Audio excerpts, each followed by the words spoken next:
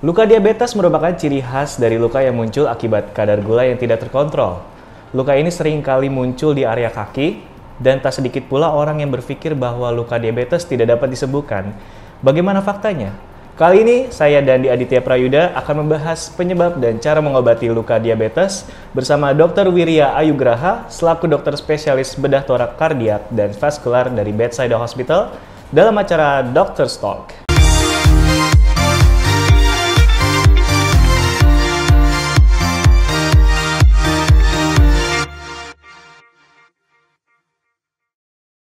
Oke, langsung saja sudah ada narasumber kita yaitu Dr. Wirya Ayugraha sudah hadir di sini. Langsung saja kita sapa. Halo dokter, apa kabar? Halo, selamat sore. Selamat sore dokter. Gimana? Sehat ya dok? Sehat. Wah syukur ya. Makin sibuk ya dok ya? Lumayan. Lumayan, kelihatan nih makin sibuk banget. Oh ya dok, sebelum kita masuk ke pembahasan utama nih dok, kira-kira viewers juga belum tahu apa itu yang dimaksud dengan luka diabetes dok. Mungkin bisa dijelaskan terlebih dahulu. Jadi pada pasien dengan penyakit gula darah, kencing manis atau diabetes, itu ternyata 30-40%-nya itu ada lukanya. Oke, selalu ada luka ya. Makanya disebut luka diabetes. Luka yang terjadi pada kaki, biasanya di kaki ya, yang terjadi pada penderita diabetes gitu. Oke. Jadi pada intinya beberapa persen itu selalu di kaki ya dok ya? Betul, 40% penderita diabetes ini menderita luka, dan yang jadi problem adalah lukanya ini susah sembuh pada pasien dengan diabetes gitu. Jadi ini akan jadi problem, dan kalau kita nggak diobati, kalau tidak ditangani dengan baik, malah bisa jadi amputasi. Amputasi karena Nah, itu pembusukan ya dok? Betul, dan itu berat sekali pasti untuk pasien kalau sudah diputuskan untuk amputasi. Baik. Berarti ini dok ya, semisal memang ada pasien yang memang mengalami diabetes tersebut ya, pasti kan muncul luka. Nah bagaimana sih membedakan luka biasa dengan luka diabetes dok sebenarnya, secara kasat mata? Baik. Jadi kalau berdasarkan literatur, berdasarkan buku, luka itu harusnya sembuh dalam 1 minggu sampai 2 minggu. Maksimal 3 minggu itu luka sudah sembuh. Contoh, kita jatuh dari sepeda atau kena sayap pisau atau apalah, itu harusnya luka itu sembuh dalam waktu 2 minggu sampai 3 minggu. 2 minggu sampai 3 minggu. Pada pasien dengan luka diabetes itu nggak sembuh-sembuh, bisa 1 bulan, 2 bulan, bahkan yang harusnya makin hari makin kecil, dia malah makin lebar gitu. Itu satu. Jadi dari lamanya luka diabetes itu lebih lama penyembuhannya. Yang kedua, bentuk lukanya. Jadi kalau luka itu kan merah, gitu kan, habis luka berdarah merah. Nah, pada luka diabetes kadang-kadang dimulai dengan kakinya menghitam, jari-jarinya menghitam, kemudian ujung-ujung jari menghitam, atau bagian tumit menghitam. Nah, itu biasa ciri-ciri luka diabetes. Di sisi lain, ciri-cirinya kadang-kadang kalau kita periksa kakinya, kalau kita pegang kaki pada penderita luka diabetes atau kaki pada penderita kencing manis itu lebih dingin. Jadi itu menjadi ciri-ciri kasat mata yang dapat Bapak Ibu bisa tahu gitu. Jadi pertama, lama kok ini luka nggak sembuh-sembuh, udah 2 minggu, itu udah warning sign. Kemudian kok munculnya nggak tiba-tiba, nggak ada apa-apa, nggak kebentur, nggak apa, kok menghitam tiba-tiba. Nah itu warning sign. Yang kedua, oh ternyata selama ini kaki saya lebih dingin di satu sisi, baik kiri atau baik kanan, atau oh ternyata kaki saya ini kalau diajak jalan itu sakit gitu. Ke mall misalnya, mall atau jalan-jalan. Yang muda-muda kalau jalan lama 30 menit kuat. Tapi kok saya 15 menit jalan udah harus duduk ya.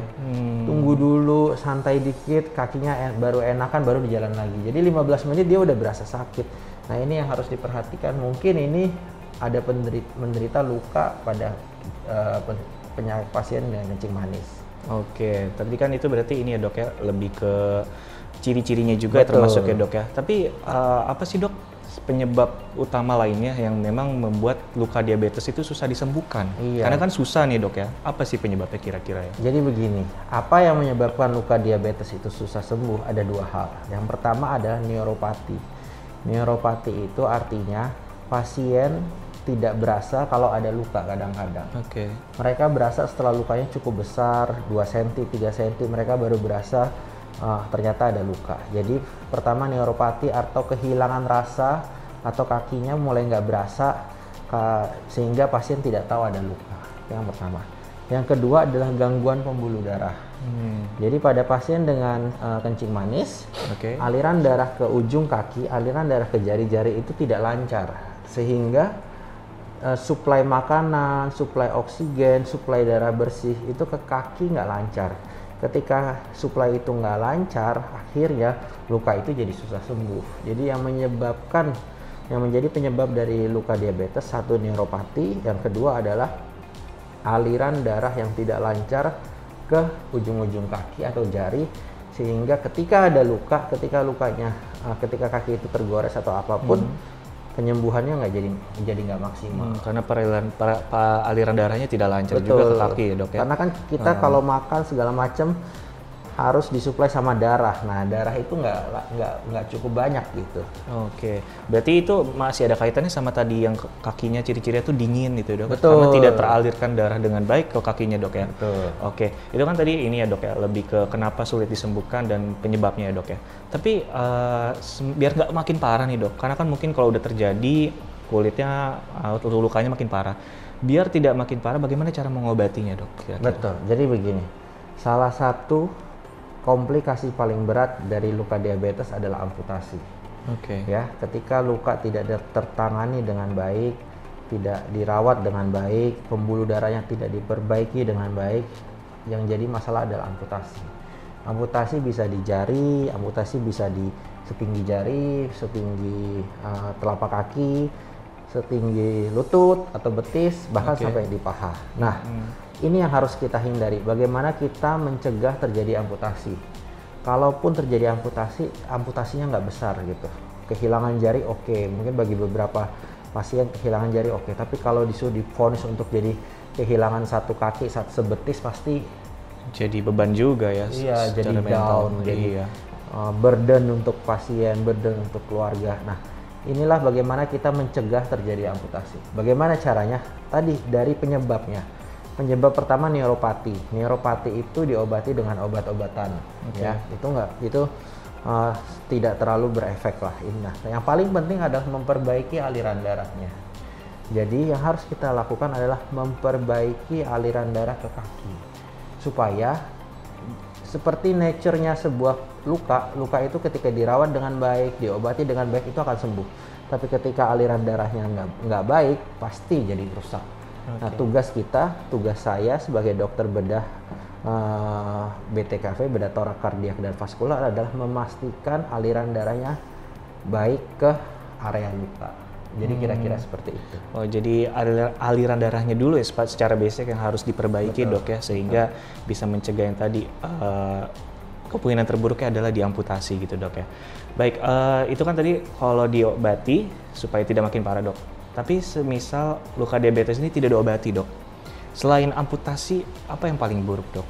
Ya, kalau sampai lukanya sudah cukup parah, kemudian tidak diamputasi, kemudian infeksinya berat, bahkan bisa sampai meninggal.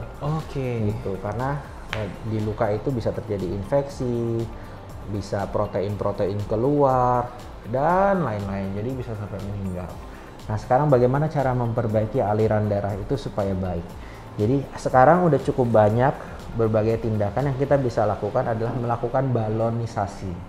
Melakukan balon. Jadi kayak seperti kalau di jantung, terkena serangan jantung, kemudian dokter jantung akan melakukan balon atau pemasangan ring supaya aliran darah di jantung kembali normal. Nah, ini juga yang kita bisa lakukan.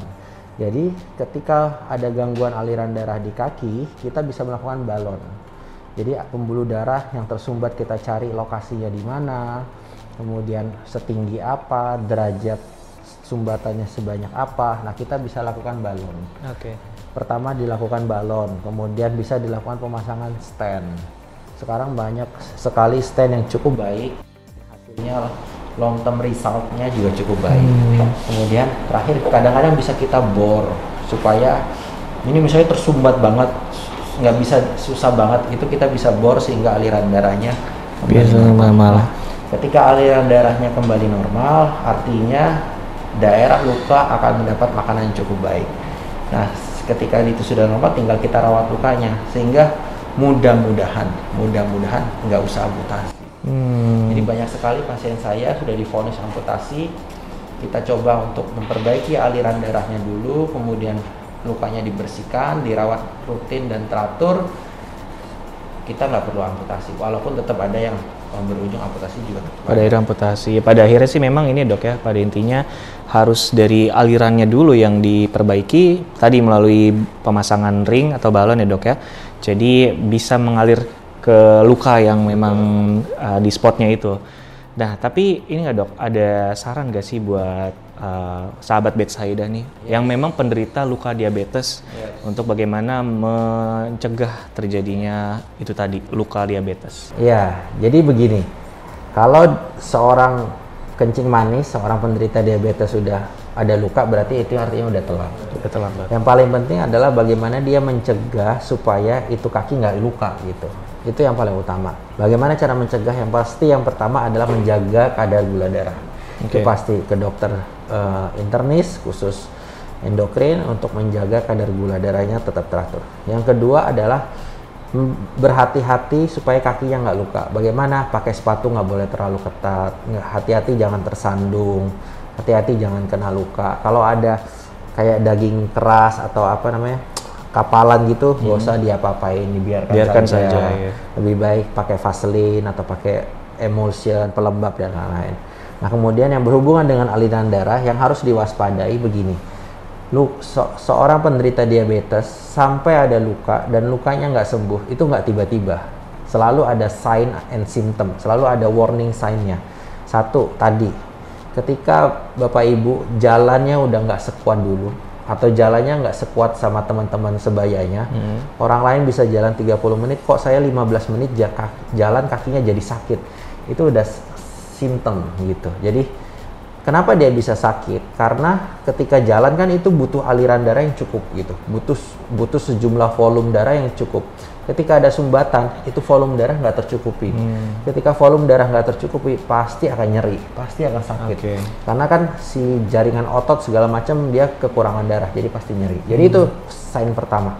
Kok saya kalau jalan sebentar sakit ya? Saya harus duduk-duduk dulu 5 menit, 10 menit istirahat. Setelah enak baru jalan lagi, itu simptom apa. Yang kedua, suhu di kaki lebih dingin. Pegang kaki kiri dan kaki kanan. Kalau di telapak kaki, oh kaki kiri saya lebih dingin dibanding kaki kanan. Mungkin itu salah satu simptom.